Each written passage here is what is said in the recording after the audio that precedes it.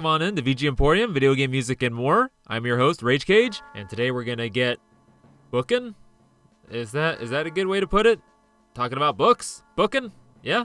Well, in any case, before we get into it, I'd like to announce that, as you could probably tell, this is episode 91. We're getting on the countdown to episode 100, and I have finally figured out what I want to do for 100, and that is listener, or maybe I should say customer, favorites. The idea is, let me know what your favorite track was from your favorite episode, and I will play it on that day. And I've had some folks saying I should do 100 for episode 100, but that's just madness. But I'll take plenty, as many as I can, and I'll see how much I can do. So, how can you let me know what you would like me to play for you on episode 100? Well, you can send it on over to vgemporium@gmail.com, or you can reach out to me at the VG Emporium on Twitter, Instagram, or even on the Discord if you're already on there. As to the format and style of the episode, that I'm not quite sure of. Hopefully I'll have that figured out before halfway. So get to thinking, get to listening, and let me know. So now to the topic at hand. We're talking about video games based on books. Not video games based on adaptations, like, movies and TV shows and whatnot on the books, but games that are directly based on the books or adaptations themselves of the book. And starting us out here was Intro from J.R.R. Tolkien's Lord of the Rings Volume 1, Amiga version, composed by Charles Deenen. So yes, Lord of the Rings, one of the most beloved fantasy series, and it basically created the modern fantasy genre. Not only that, but RPGs, tabletop, video game, you name it. An eclectic party of warriors, unlikely heroes, and wizards going off to fight a great evil. And, there's much more to it than that. For this series, the story, it's really great, but the most important part of it is the world building that J.R.R. Tolkien put into it. I gotta say, I only recently read this series, a few years ago. I have read other fantasy series that are way more elaborate than Lord of the Rings, with all kinds of interweaving narratives, multiple characters, side characters, and even ones that contain, multiple worlds that are connected somehow, but even then, I can't deny that J.R.R. Tolkien created this world that is just full and so much story in the subtext for both the immediate story as well as for the history that is behind the world. And I apologize if I'm speaking utter nonsense here. Literary commentary and analysis is definitely not my forte. And again, only having read the books recently, I don't have that much connection to them. So now this game here, this is a role-playing game that was originally released on DOS and then ported to Amiga, NEC PC98, and FM Towns. And as I said, this game is based on the book, The Fellowship of the Rings in this case, though some of the CD-ROM versions do contain cutscenes that are from the Ralph Bakshi animation. And as you would expect, it would follow the story pretty closely. You start off as Frodo, and then you meet Gandalf, and then you get Samwise, you go off on your journey, meet up with the other two hobbits, then you meet with Aragorn, Legolas, Gimli, and fucking Rivendell. And then you got Boromir, and then depending on which, adaptation you're watching, you either get some red-bearded guy with a Viking helmet or, Sean Bean, whatever, the guy that pretty much dies in whatever movie he's in. Yeah, they become a merry party, they go on their adventures, all fun times ensue, they go through the fields, they climb the snowy mountains, they go through the mines of Moria, and, all this usual beats happen, except there are some changes for video gaminess in the story, I guess. It all has to do with some weird roundabout way of getting to Galadriel's place and seeing the mirror thing, and I think I read it changed the ending somehow too, but I don't know. On to the game itself. And this being an RPG, a CRPG, you're wandering around the world map with your party members all around you, following you and stuff, and then you meet up with characters, and it's all menu driven. And battles are also on the same world map thing. And as far as music, at least for this Amiga version, there's only really the title screen, and then there's a bunch of jingles and sound effects. And for the most part, for this intro song here, it's pretty dang good. It definitely fits the epicness that is Lord of the Rings. Has that right sound to it. And that's no wonder, because the guy Charles Deenen here, though having only a humble start, with games like Hawkeye, Scorpion, Battle Valley, Stormlord, doing sound effects for Golden Axe conversion. And this game, he has had a pretty dang big career here. I mean, get this, we got Mario Teaches Typing, MC Kids, The Lost Vikings, all kinds of sound design for Clay Fighter and Clay Fighter 2. Clay Fighter, folks! But to get serious here, he has worked on some pretty big titles, both, making music and sound design We got Fallout, Baldur's Gate, Fallout 2, Boulder Gates 2, Boulder Gates Dark Alliance, Enter the Matrix, True Crime Streets of LA, Need for Speed Underground. And then jumping ahead, we got Star Wars Battlefront, XCOM 2, Gears of War 4. And then jumping ahead again, we got Gears 5, Star Wars Jedi Fallen Order, Star Wars Squadron, and his latest credit in 2023 being the Dead Space remake as supervising sound editor. So yeah, this guy is big time. Alright, time to move on here. We're going from fantasy to murder mystery here. We have Theme 4, Karnak, from the game Agatha Christie's Death on the Nile by Strategic Music Studio.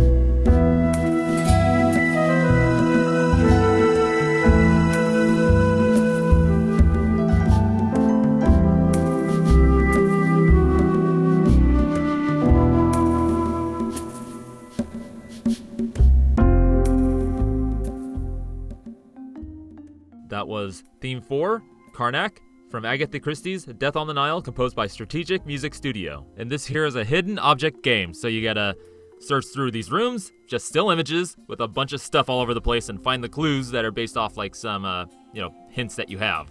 And it pretty much follows the story of the book pretty closely. You play as Hercule Poirot, or as properly say it, Hercule Poirot, as he is on holiday in Egypt and getting ready to board the ship Karnak to go down the Nile. He is approached by Lynette Doyle Ridgway, and she tries to commission Poirot to deter a former friend of her fiancé, Jacqueline de Belfort, who has been obsessively hounding her throughout, her vacation. So, through shenanigans on the boat and such, Lynette ends up being murdered, and so Poirot is on the case. And so now you, as Poirot, has to go through all these rooms, find the clues, interview everybody that's on the boat, and try to find out who the killer is. Now, this game here doesn't seem all that exciting. It probably isn't, but it's all about mind stuff. It's a puzzle basically. And but the artwork is really nice. All the characters have really nice portraits, and when you have them all in a room together, they all look like kind of cutouts. It's kind of interesting looking. And as for how Poirot himself looks, he looks pretty spot on to how the character looks, or at least how I'm used to seeing in the television series Agatha Christie Poirot, as played by David Suchet, which I love. I really like that show. The different actors that have played Poirot, I like David's. Kevin Branagh, who plays him recently in the Murder on the Orient Express and Death on the Nile movies that just came out recently, his take is much more brooding and serious. It's good, don't get me wrong, but it's not my Hercule Poirot. But now a funny thought just came to me. Imagine if Hercule Poirot wasn't in the story, it was Hercule Satan, savior of the world from the villain's cell. I would imagine the story would be over pretty quickly, because he'd be able to sniff out who the killer is even before the murder happens and take them out with a dynamite kick. Geez, now I want to see Hercule stories adapted with Dragon Ball characters, with Hercule Satan taking the role as Hercule Satan. But enough nonsense. About Strategic Music Studio, they've done music for, mostly PC schlock games like this, starting with James Patterson Women Murder Club. And just jumping around here, we got Jumpin' Jack, Dracula Undead Awakening, Fairy Tales 3 Heroes, Agatha Christie Dead Man's Folly, Rihanna Ford and the Da Vinci Letter, Matchmaker Joining Hearts, Strange Cases The Lighthouse Mystery, Cradle of Rome 2, The Treasure of Montezuma 3, Royal Envoy 2, Darkstrokes Sin of the Fathers, 9 The Dark Side of Notre Dame, Braveland, Warhammer 4000 Space Wolf, and Trick and Treats. Yeah, so mostly puzzly, whodunit, hidden object games with some outliers. So now moving on, we're getting into something that I do hold near and dear to my heart. The series, not the game. I've never played the game, but so what we got here is White Tower from Wheel of Time, composed by Robert Barry and or Leif Sorbye.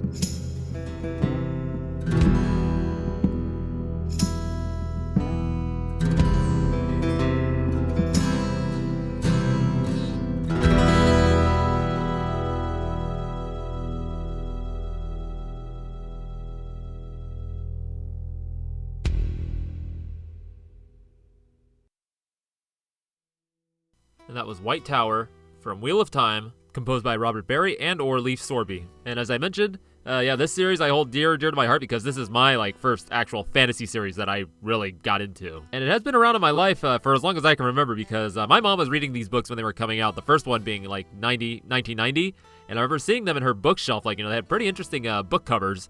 And I didn't start reading mine until the summer of 2003, but my grandmother decided, we're going to get you Eye of the World, which is the first book, and you're going to read this and you're going to like it. And yeah, I did. And let's see, 2003, that would have been when Crossroad of Twilight came out. That would be book 10. Ah, yes, I forgot to mention, this book is 14 books long, 15 if you include the prequel. So yeah, let's see, I've read the entire series, from book 1 to book 14 about 2 times. The first time when the, book 14 came out, A Memory of Light, and then the second time would be recently within the last 3 or 4 years. So now to explain the story of the series, it's a little tough because much like how J.R.R. Tolkien did with the Lord of the Rings series, there's a lot of history and world building around this, but I honestly don't know how to explain the story without spoiling anything if you haven't read the books because, yeah, I don't want to do that for anybody because, like I said, I enjoyed reading these series, and if you want to get into reading it, like I said, it's a little bit of a slow start, and there are some books in the series, this 14-book long series that are slogs, but for the most part, the story is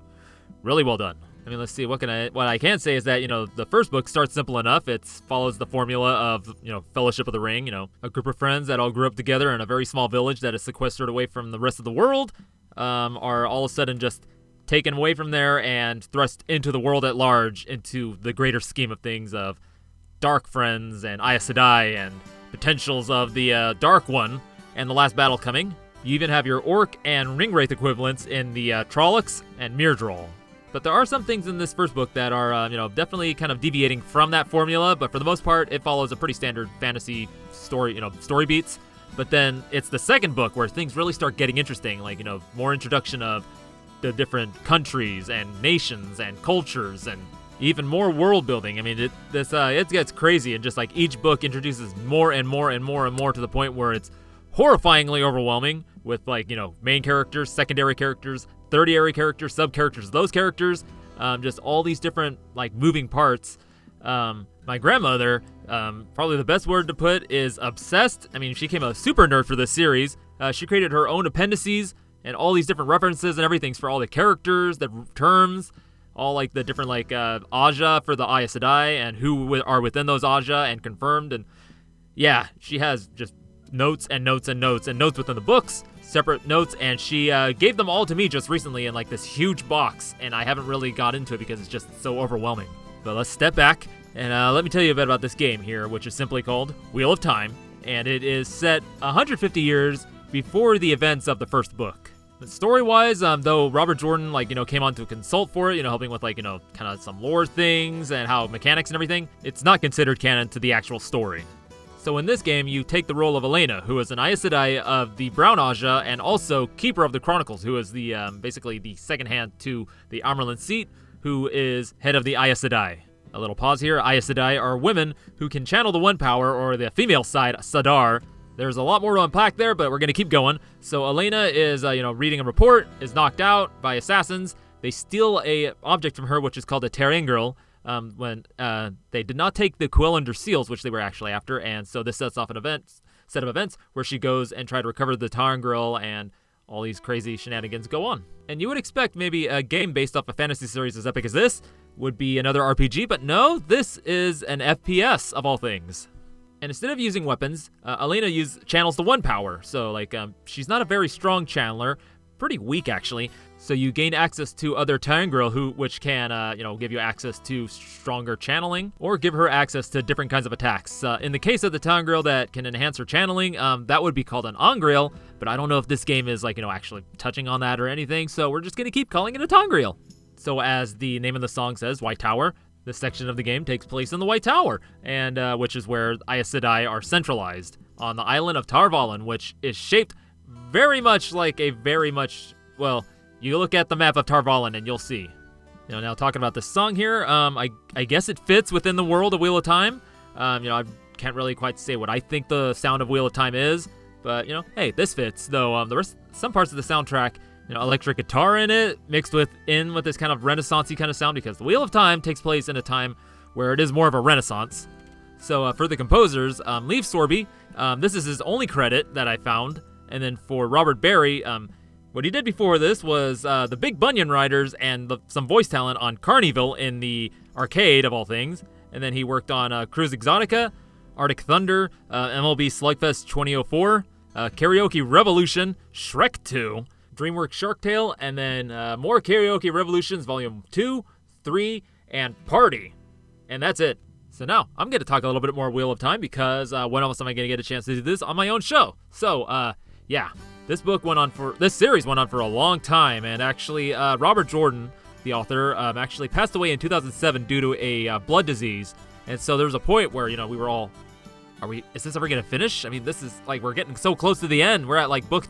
Well, thankfully, Robert Jordan had taken extensive notes about, the events that would be taking place for the end of the book, as well as for all the characters and stuff, because, having built this entire world, you would have to have all these notes for things. So, his wife, Harriet McDougall, tapped a relatively new author, Brandon Sanderson, who had written Elantris and Mistborn before this, to finish the last 3 books, which he did pretty well. There were definitely some tonal changes, with how he wrote and everything, but for the most part, he did a really good job. And this, of course, introduced me to Brandon Sanderson, and I started reading his works, and now I am fully deep in the Cosmere, currently waiting for Stormlight 5 to be finished, which will be another year or so. Currently waiting for Secret Project 4 to arrive, which I'm pretty excited for. And Brandon Sanderson is another author I would highly recommend you check out because all his books are really good. They're all connected, a majority of them, within this place called the Cosmere, which is a universe of different planetary systems and such. And all their magic systems follow these different rules and laws that, are pretty much somewhat universal throughout the entire Cosmere. And, a good place to start would be Mistborn, if you're interested. And then there's also a few podcasts, such as the Shardcast, run by the 17th Shard, and Cosmere Conversations. Make sure to find episodes that are spoiler-free if, you're uninitiated. And then one last thing, if you don't feel like reading a 14-book series, but just want to kind of get a taste of Wheel of Time, there is the series that is being produced by Amazon, but I will warn you, this show deviates from the book in pretty big ways, as far as some characterization, some characters that aren't there at all, some of the the story beats and elements and such. It's okay. The first season, it's okay, fair to middling. The second season, which I've only watched 3 episodes of so far, which Shadow dropped out of nowhere, so I just binged those 3. Is actually pretty good. Still, a lot of big changes and introduces some characters that were supposed to be introduced in the first book or season 1, and combining elements of book 3 into book 2, and just, I can kind of see where they're trying to go with it and do with it, but it still is really weird and fascinating to see what they're doing. Luckily I'm not a uber fan where I'm like, this is not exactly like the book, I can't watch this. Is not. No, I'm interested to see what the hell they're doing with this beloved series that I love so much, and doing new things. Hey, way I look at it, it's just another turning of the wheel. Because we do get introduced to some ideas of alternate worlds in Wheel of Time's book series, so this could just be one of those alternate realities that could be reached by a portal stone, say. All right, enough of my talking here. It's been 8 minutes already, so we're gonna get into our next song. This is BGM 1 from Dracula Hakushaku, composed by Ryo Takami and/or Hanemori Naoki.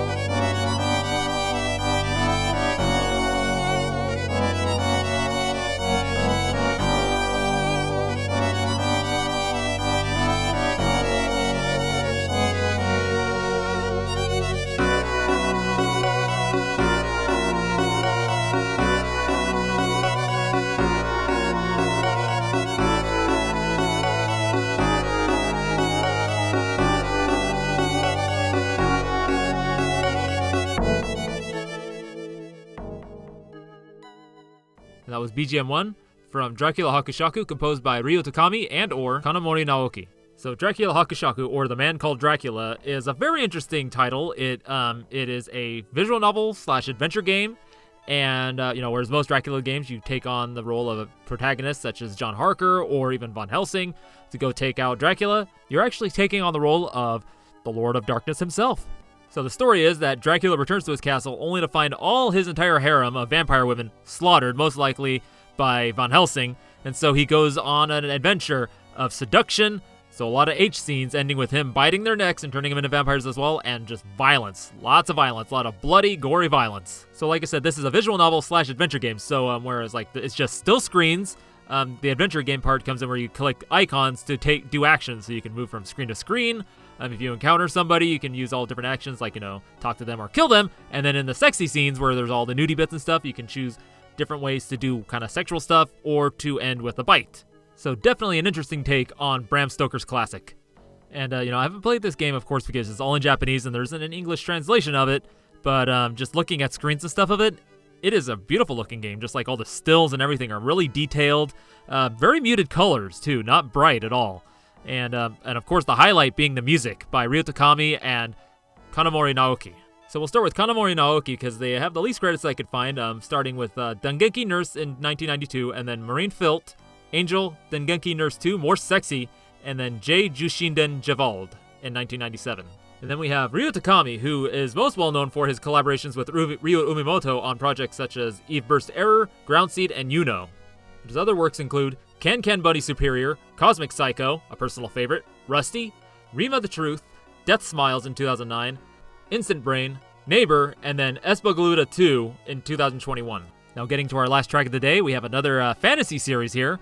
This is, the only title I could find is FWAANDB, or Fwandb, from Dragon Riders Chronicles of Pern on the Dreamcast, composed by Laurent Parisi.